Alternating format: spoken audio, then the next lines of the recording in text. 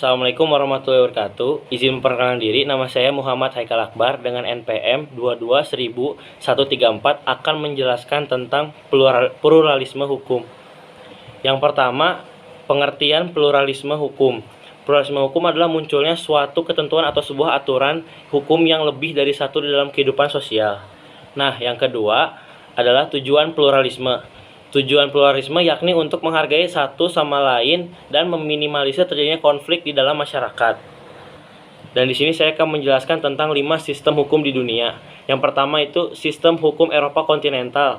Sistem hukum Eropa kontinental merupakan suatu sistem hukum dengan ciri-ciri adanya berbagai ketentuan-ketentuan hukum dikodifikasi atau dihimpun secara sistematis yang akan ditafsirkan lebih lanjut oleh hakim dalam pencapaiannya. Yang kedua, Anglo-Saxon.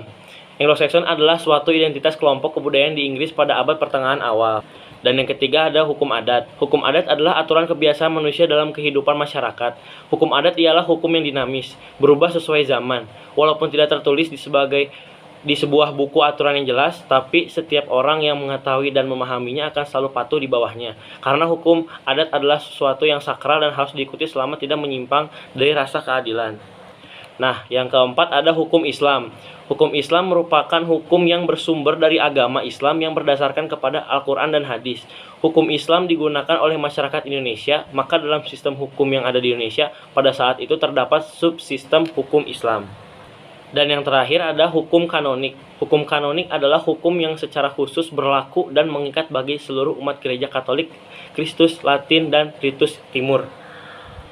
Tapi sistem hukum di Indonesia yang dipakai ada 4, yaitu hukum Eropa kontinental, hukum Anglo-Saxon, hukum adat, dan yang terakhir hukum Islam.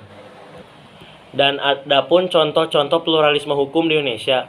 Yang pertama, pluralisme agama. Masyarakat Indonesia memeluk dan menghayati beragam agama dan kepercayaan.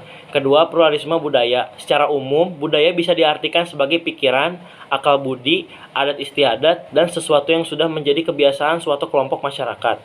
Dan yang terakhir, ada pluralisme suku bangsa.